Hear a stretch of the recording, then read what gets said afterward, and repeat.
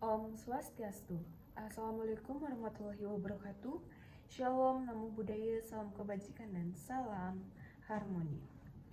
Perkenalkan, nama saya Namada Safiantari Kusmadewi dengan NIM 2511011105 dari kelas Mikro J dengan mata kuliah Mikro Konseling Lanjut yang diampu oleh Dr. Putu Ari Darmayanti SPD MPD dengan Miss Septi Rahmawati MPD. Jadi tujuan saya membuat video ini adalah untuk memenuhi nilai pada ujian akhir semester mata kuliah Mikro Konseling Lanjut.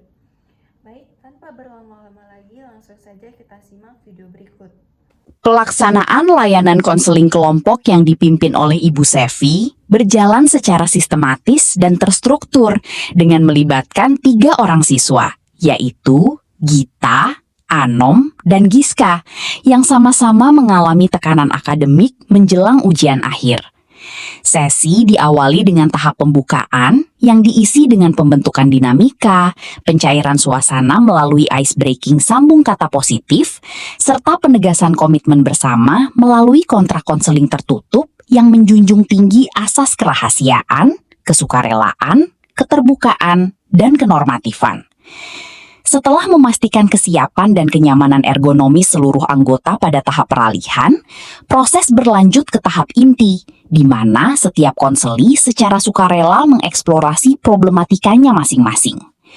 Berdasarkan konsensus bersama, kelompok memilih untuk memprioritaskan pembahasan masalah Gita yang dinilai paling krusial, karena tuntutan ekspektasi tinggi orang tua telah memicu kecemasan somatik berupa sesak dada dan gangguan tidur. Dinamika kelompok interaktif multi-arah terbangun sangat kuat ketika Giska dan Anom secara aktif memberikan empati, validasi sebaya, serta analisis mendalam terhadap struktur tekanan ganda yang dihadapi oleh Gita. Proses pemecahan masalah atau brainstorming berjalan secara komprehensif, menghasilkan kombinasi solusi internal berupa teknik relaksasi pernafasan untuk mereduksi kecemasan fisik dari Anom, serta solusi eksternal berupa komunikasi asertif kepada orang tua yang diusulkan oleh Giska.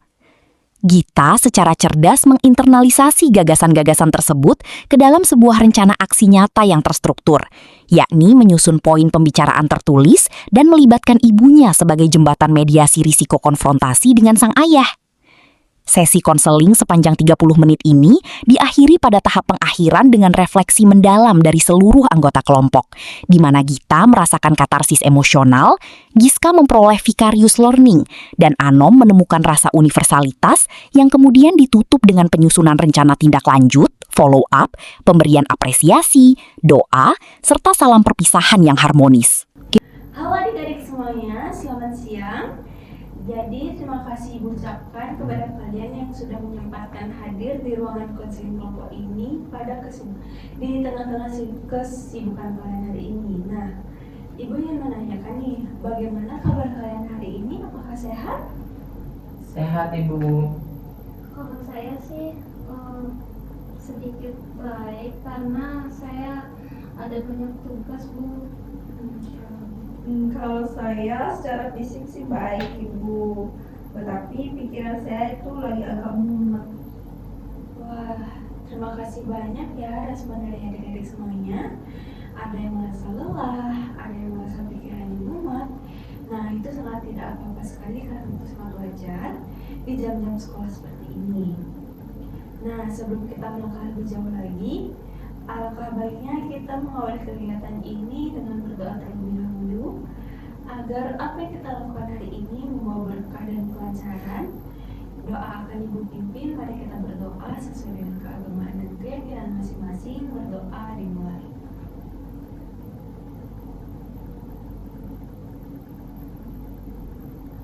Berdoa diselesaikan. Oke, mungkin di antara kalian masih ada yang bertanya-tanya nih, kenapa sih kalian dikumpulkan di ruangan konseling hari ini?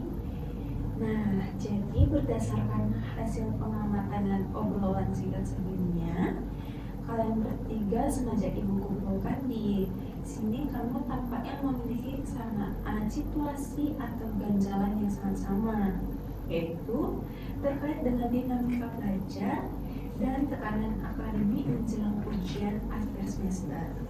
Nah, kita di sini akan melakukan layanan yang namanya konseling kelompok. Dan juga ada pepatah yang mengatakan tak kenal maka tak sayang. Meskipun mungkin kalian sudah saling kenal di sekolah, mari kita perkenalan secara resmi dan lebih akrab di kegiatan konseling kelompok ini. Perkenalan akan dimulai dari saya. Perkenalkan, nama saya Made Septianti Kusmadewi.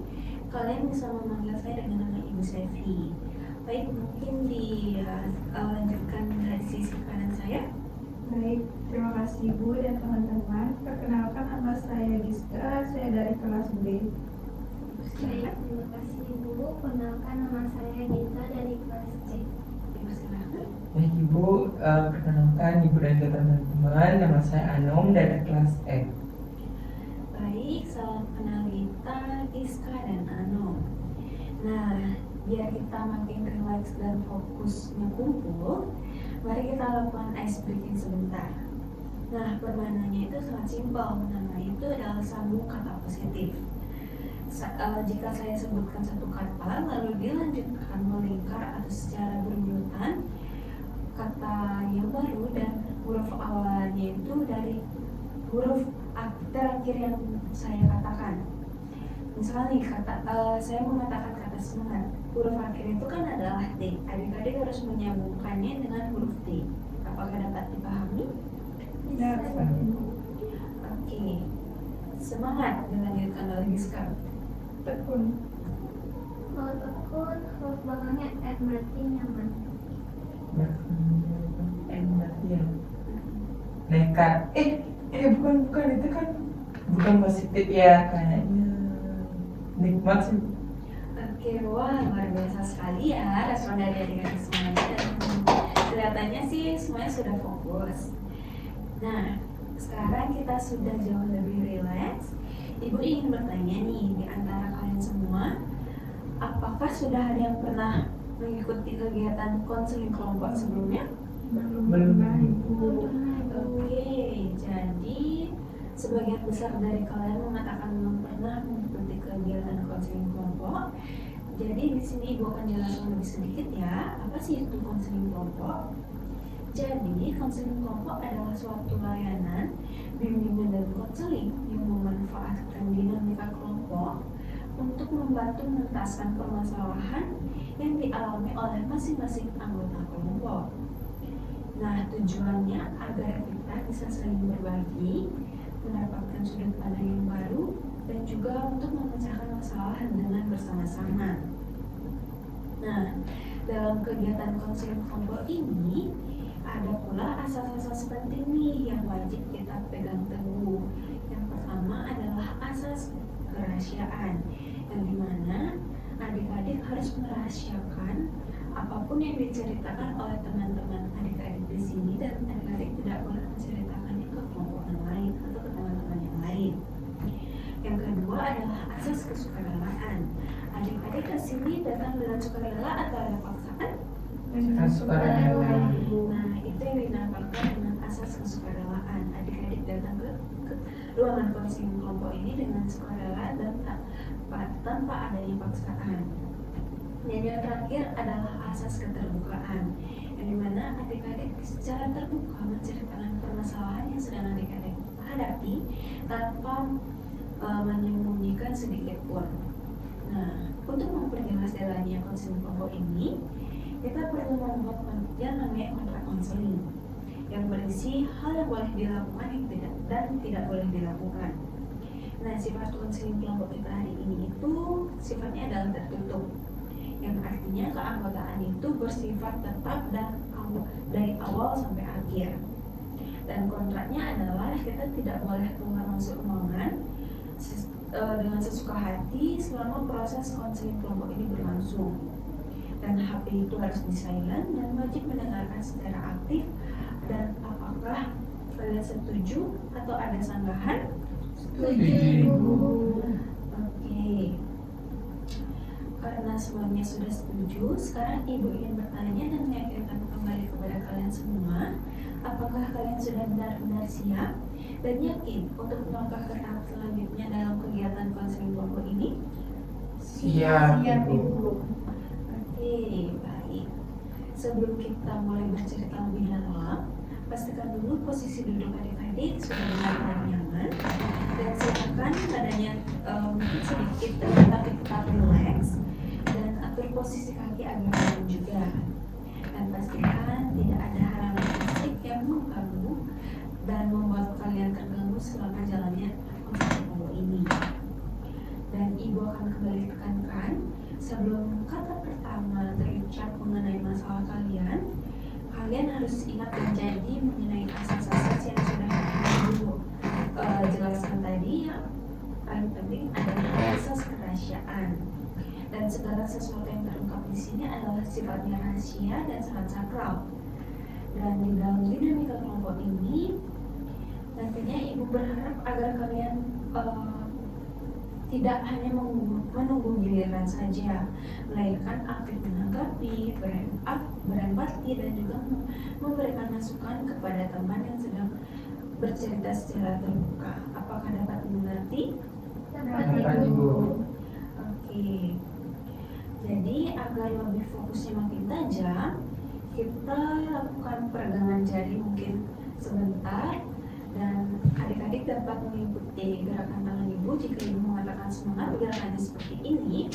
Jika Ibu mengatakan fokus, gerakannya seperti ini. Dan jika Ibu mengatakan bersedia, gerakannya seperti ini. Apakah dapat dimengerti? Dapat, Ibu.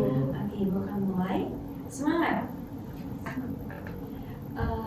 Fokus. Oke. Bersedia. Oke, semuanya sangat aktif dan konsentrasi ya nampaknya. Oke, baiklah. Adik-adik sekalian, kita sekarang berada di tahap inti. Nah, Ibu meminta setiap dari kalian itu menceritakan secara garis besar masalah atau tekanan akademik yang saat ini sedang mengganjal di pikiran kalian. Nah, mungkin kita akan lanjut dalam ke saat kalian bercerita. Mungkin dari sini apakah ada yang bersedia untuk menceritakan terlebih dahulu? Oke, dari adik dipersilakan. Baik, kalau dari saya, jadi begini Bu, belakangan ini saya sangat merasa tertekan karena tumpukan tugas sekolah yang luar biasa banyak menjelang ujian kelulusan. Ditambah lagi, orang tua saya di rumah punya ekspektasi yang tinggi. Mereka menuntut saya harus masuk ke fakultas kedokteran jalur prestasi. Setiap kali nilai tryout saya turun sedikit saja, suasana rumah itu langsung tegang. Saya jadi cemas, susah tidur, dan rasanya dada saya tuh sesak setiap kali melihat tumpukan buku di meja baca. Wah, setelah mendengar cerita kita tadi, tampaknya beban yang kita pikul saat ini tuh bukan hanya soal materi pelajaran saja, melainkan ada beban psikologis yang sangat berat dan harapan yang sangat luar biasa juga dari orang tua kita, hingga berdampak pada kondisi fisik kita yang semakin cemas dan susah tidur. Apa benar seperti itu? Iya betul sekali Bu, rasanya susah sekali. Oke, baik. Ibu ucapkan terima kasih kepada kita karena sudah terbuka. Selanjutnya mungkin Giska dipersilakan untuk menceritakan garis besar masalah yang sedang kita hadapi. Kalau saya mirip seperti cerita kita, tapi nggak mirip-mirip banget. Masalah saya itu ada pada manajemen waktu dan kejenuhan Bu. Jadwal belajar padat dari pagi sampai sore di sekolah, lalu malamnya dipaksa les private oleh orang tua. Saya merasa kehilangan waktu untuk diri saya sendiri. Akibatnya saya lampiaskan dengan pelarian main game online sampai larut malam. Besok paginya di kelas saya tidak konsentrasi, ngantuk, dan nilai-nilai ulangan saya justru merosot tajam. Saya bingung bagaimana memutus lingkaran setan ini Bu. Oke, jadi Giska mengalami kejenuhan yang sangat luar biasa karena jadwalnya sangat padat dan tanpa adanya ruang pribadi, sehingga Giska memilih melarikan diri ke game online yang sayangnya itu justru membuat performa akademik Giska itu menurun. Apakah benar seperti itu? Iya Bu, benar persis seperti itu. Oke, baik. Sekarang mungkin kita akan mendengarkan permasalahan sedang dihadapi Anom, dipersilakan. Terima kasih Bu. Kalau saya permasalahannya dirasa tidak percaya diri dan kecemasan akut saat ujian. Saya tipe orang yang belajar mati-matian, mencatat semuanya dengan rapi. Tapi begitu kertas soal ujian ditaruh di depan meja, saya tiba-tiba otak saya tuh blank total Ibu. Tangan saya gemeter, keringat dingin, dan semua materi yang saya pelajari berminggu itu hilang entah kemana. Saya merasa adalah sebagai orang yang bodoh dan takut mengecewakan guru serta teman-teman kelompok belajar saya. Oke, sebuah situasi yang sangat menyiksa ya Anom, di mana usaha kerasmu itu seolah-olah lenyap seketika karena penguasaan rasa takut yang berlebihan saat menghadapi momen ujian itu sendiri. Apakah benar seperti itu? Benar, Ibu. Nah, sekarang kita sudah mendengarkan nih pemaparan masalah dari Pita, Giska, dan juga Anom. Yang dari Giska dengan kejenuhan belajar di mana Giska itu lari pada game online. Kalau dari Gita dengan tekanan ekspektasi orang tua dan kecemasan fisiknya, dan juga dari Anom itu di mana kecemasan akut atau blank saat ujian. Nah, sesuai dengan kesempatan langkah kelompok kita, sekarang mari kita pilih dan tentukan bersama masalah siapa yang paling mendesak atau yang ingin kita bedah secara mendalam pada kegiatan konseling kelompok hari ini. Kalau menurut saya pribadi Bu, masalah kita tampaknya sangat mendesak Bu, karena efeknya sudah sampai mengganggu kesehatan fisik seperti sesak badan dan tidak bisa tidur nyenyak. Itu pasti mengganggu sekali untuk aktivitas sehari-hari. Kalau dari saya itu saya sangat setuju dengan Giska Ibu, karena masalah kita kompleks sekali. Karena kita itu melibatkan tekanan eksternal dari orang tua yang sulit dia kontrol sendiri. Saya rasa kita perlu bantu cari solusi untuk kita. Oke, bagaimana dengan kita sendiri? Apakah kita bersedia dan siap jika masalah kita itu kita bedah bersama-sama di kegiatan konseling kelompok hari ini? Saya sangat bersedia Ibu, dan sebelumnya saya berterima kasih kepada Ibu dan teman-teman agar bersedia mendengarkan cerita saya. Oke, baik sekali. Jadi kelompok kita hari ini tuh telah sepakat memilih masalah kita untuk dibahas lebih dalam. Nah, sekarang kita silahkan ceritakan lebih detail sebetulnya apa sih akar dari penyebab dan tekanan hebat yang sedang kita rasakan hari ini, dan bagaimana cara orang tua kita menuntut dan apa yang berkecamuk di pikiran kita. Baik, jadi begini Bu, kakak pertama saya itu sukses masuk kedokteran, dan adik saya ketiga namanya Siska itu juga selalu juara kelas. Orang tua saya selalu membanding-bandingkan saya dengan mereka. Ayah saya sering bilang, kamu itu harus seperti kamu, jangan bikin malu keluarga. Masa nilai tryout segini mau masuk kedokteran? Ayo belajar lebih keras lagi. Kalimat-kalimat seperti itu terus berputar di kepala saya Bu. Penyebab utamanya adalah saya merasa takut gagal dan takut tidak diakui di keluarga jika saya tidak bisa memenuhi ambisi mereka.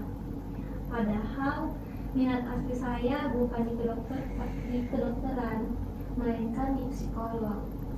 Wah, luar biasa sekali ya kita atas keterbukaan kita hari ini. Nah, bagaimana dengan Giska dan Anom setelah menyimak penjelasan dari kita mengenai akar penyebab masalahnya, dan bagaimana tanggapan kalian terhadap situasi ini? Apakah kalian bisa merasakan apa yang sedang dialami kita? Jujur saya kaget mendengarnya kita. Ternyata dibanding-bandingkan dengan saudara kandung itu jauh lebih menyakitkan ya daripada sekedar disuruh les. Saya bisa membayangkan betapa sesaknya setiap hari mendengar tuntutan itu yang seolah-olah mendikte masa depanmu tanpa mendengarkan maumu apa. Nah, saya sih Bu, berarti kita itu mengalami tekanan ganda ya, harus belajar materi yang sebetulnya bukan passion kita sendiri, dan harus menanggung beban nama baik keluarga. Pantas saja kamu sampai sesak dan juga stres menghadapinya. Wah, tepat sekali ya analisis dari Giska dan juga Anu. Nah, sekarang mari kita udah lebih lanjut mengenai dampak yang sedang kita alami saat ini. Nah, apa aja sih dampak yang paling merusak atau paling mengganggu dari tekanan akademik ini terhadap kehidupan belajar kita di sekolah maupun relasi kita sehari-hari? Kalau dari dampaknya ya Bu, dampaknya itu luar biasa mengerikan.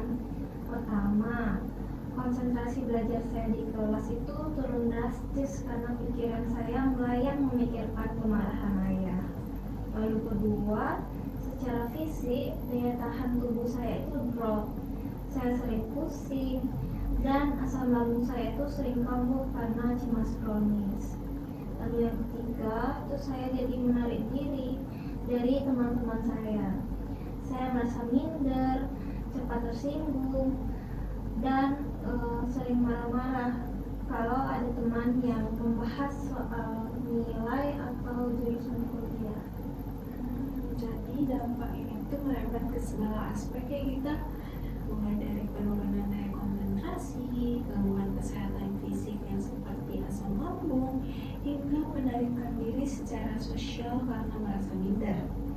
Nah, ini menunjukkan bahwa tekanan akademik yang berlarut-larut itu berpotensi untuk menggerogoti kesejahteraan psikologis kita secara utuh. Nah, dari Giska dan Ano, kita kan sudah menekankan penyebab dan dampak secara terang benderang. Nah, sekarang mari kita curahkan ide dan gagasan kita untuk dapat membantu kita. Kira-kira apa sih solusi nyata atau langkah strategis yang bisa kita lakukan untuk kita untuk menghadapi atau mengurangi menangkasut permasalahan ini? Mungkin dari Giska dapat disampaikan idenya. Kalau dari sudut pandang saya Bu, masalah komunikasi dengan orang tua adalah kuncinya. Kita tidak bisa terus-menerus diam dan menerima dibanding-bandingkan. Kita perlu mencari waktu yang tepat saat ayah lagi santai atau suasana rumah lagi adem untuk berbicara secara asertif, dari hati ke hati, menjelaskan bahwa kita sudah berusaha semaksimal mungkin, tapi minat dan kemampuan kita ada di bidang lain, bukan kedokteran. Wah, terima kasih banyak Giska atas ide dan solusinya. Mungkin sekarang dari Ano dipersilakan. Kalau menurut saya, langkah pertama kita harus mereduksi kecemasan fisiknya dulu dengan teknik relaksasi pernapasan sebelum belajar, supaya dadanya tidak sesak. Yang kedua itu dari sisi pikiran, kita perlu menguatkan mental bahwa dirinya berharga, bukan hanya karena nilai atau karena jadi dokter, tapi kita adalah individu yang punya kelebihannya sendiri. Wah, luar biasa sekali ya semangat pikiran dari Giska dan juga Ano. Nah, solusi yang ditawarkan juga sangat komprehensif, mencakup pengolahan internal diri melalui relaksasi dan penguatan self-worth, serta pengolahan eksternal melalui komunikasi asertif dengan orang tua. Nah, sekarang kita, bagaimana tanggapan kita terhadap ide-ide solusi dari teman-teman kita? Nah, manakah yang kira-kira paling realistis dan sanggup kita eksekusi dalam waktu dekat ini, mungkin seminggu ini? Kalau menurut kita, ide dari anak dan desa itu sangat membuka mata kita sih Bu. Saya rasa yang paling mendesak dan bisa saya lakukan segera itu adalah dengan mempraktikkan saran dari Ano. yaitu melakukan relaksasi pernapasan saat kecemasan itu datang menyerang tubuh kita. Kemudian untuk solusi dari Giska itu jadi membuat saya sadar dan harus berani bicara secara asertif. Saya berencana meminta bantuan ibu saya terlebih dahulu sebagai jembatan untuk menyampaikan materi ini kepada ayah saya, agar suasananya itu nanti tidak langsung konfrontatif. Saya akan menulis poin-poin yang ingin saya sampaikan terlebih dahulu agar nanti saya tidak blank atau lupa saat berbicara. Wah, rencananya sangat luar biasa sekali ya Gita. Gita tidak hanya memilih solusi, tapi sudah merancang strategi mitigasi risiko dengan melibatkan ibu Gita sebagai jembatan komunikasi dan menulis poin pembicaraan agar Gita tidak blank. Nah, ini adalah bentuk pengolahan diri yang sangat cerdas ya Gita. Nah, adik-adik semuanya, tak terasa waktu bergulir dengan sangat cepat dan kita sudah berada di penghujung sesi konseling kelompok hari ini yang sudah berjalan kurang lebih selama 30 menit. Nah, sebelum kita akhiri, Ibu ingin mendengarkan nih refleksi dari kalian masing-masing mengenai apa yang kalian rasakan dan dapat kalian pelajari dari sesi konseling kelompok kita hari ini.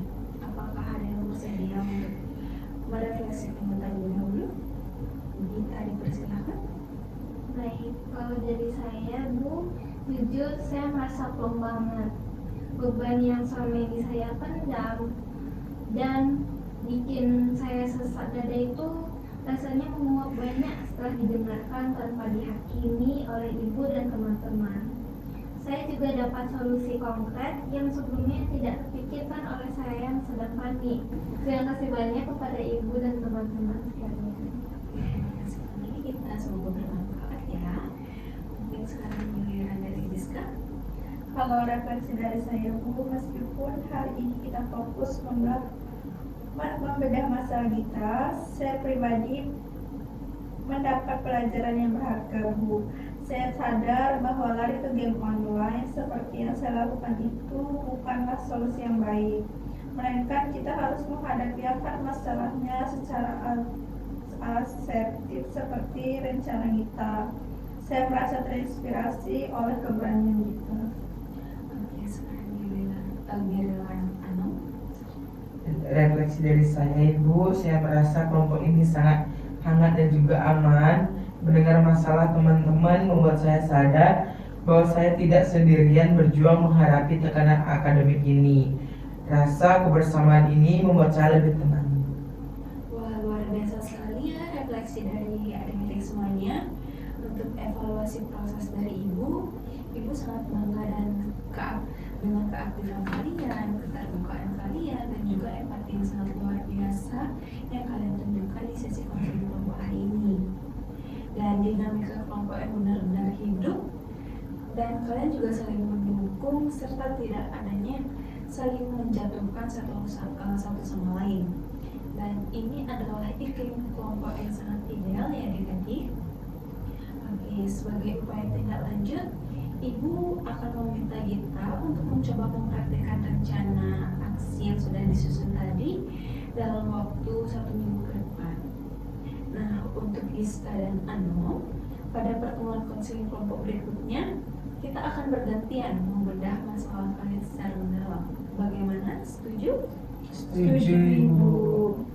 Oke, Ibu berikan apresiasi yang sangat tinggi kepada kalian bertiga, karena kalian adalah anak-anak yang hebat dan memiliki masa depan yang sangat cerah. Nah, mari kita akhiri sesi konseling kelompok ini dengan berdoa, karena sudah diberikan kelancaran. Berdoa akan Ibu pimpin, berdoa dimulai. Berdoa dapat diakhiri.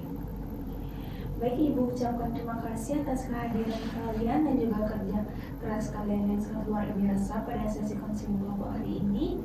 Selamat siang Ibu ucapkan, dan Ibu ucapkan juga terima kasih. Evaluasi proses terhadap pelaksanaan konseling kelompok ini menunjukkan keberhasilan yang sangat tinggi dalam menciptakan iklim kelompok yang ideal, aman, dan kondusif bagi pertumbuhan konseli. Pimpinan kelompok berhasil mengaplikasikan keterampilan mikrokonseling secara prima, terutama melalui penerapan attending behavior, penerimaan, acceptance, paraphrasing, serta reflection of feeling and meaning yang mampu menangkap kedalaman frustrasi emosional konseli dan mengintegrasikannya ke dalam kesimpulan komprehensif. Keberhasilan proses ini juga tercermin dari keaktifan dan keterbukaan para anggota kelompok yang tidak sekadar pasif atau terlibat dalam tanya jawab linier dengan konselor, melainkan mampu menunjukkan empati, validasi sebaya atau peer validation, dan kontribusi kritis dalam pemecahan masalah bersama. Hubungan terapeutik yang hangat ini berhasil mereduksi resistensi siswa, sehingga asas keterbukaan dan kesukarelaan dapat terwujud secara optimal selama durasi simulasi berlangsung. Sementara itu, evaluasi hasil menunjukkan bahwa layanan ini efektif dalam memfasilitasi pencapaian aspek kognitif, afektif, dan psikomotorik yang seimbang pada diri konseli, khususnya melalui adaptasi pendekatan humanistik dan restrukturisasi kognitif. Secara afektif, terjadi katarsis emosional yang signifikan pada Gita, yang merasa bebannya menguap setelah didengarkan tanpa dihakimi. Serta tumbuhnya rasa universalitas pada Anom, yang menyadari bahwa dirinya tidak sendirian dalam berjuang menghadapi tekanan akademik. Secara kognitif dan psikomotorik, Gita berhasil merumuskan rencana aksi atau action plan yang realistis, matang, dan mitigatif untuk mengurai distorsi pikirannya serta memperbaiki relasi interpersonal dengan orang tuanya. Selain itu, asas kebermanfaatan kelompok juga dirasakan oleh anggota lain yang tidak dibahas masalahnya, seperti Giska yang mengalami proses belajar tidak langsung atau vicarious learning untuk memutus lingkaran setan mekanisme coping maladaptifnya, bermain game berlebih, dan berkomitmen menyelesaikan akar masalahnya secara asertif pada sesi tindak lanjut berikutnya. Baik, itulah tadi video dari saya. Saya mohon maaf jika ada kesalahan kata, kalimat, ataupun tindakan yang disengaja atau tidak disengaja. Akhir kata saya tutup dengan Parma Santi. Om Santi Santi Santi Om. Wassalamualaikum warahmatullahi wabarakatuh. Shalom, namo buddhaya, salam kebajikan, dan salam harmoni.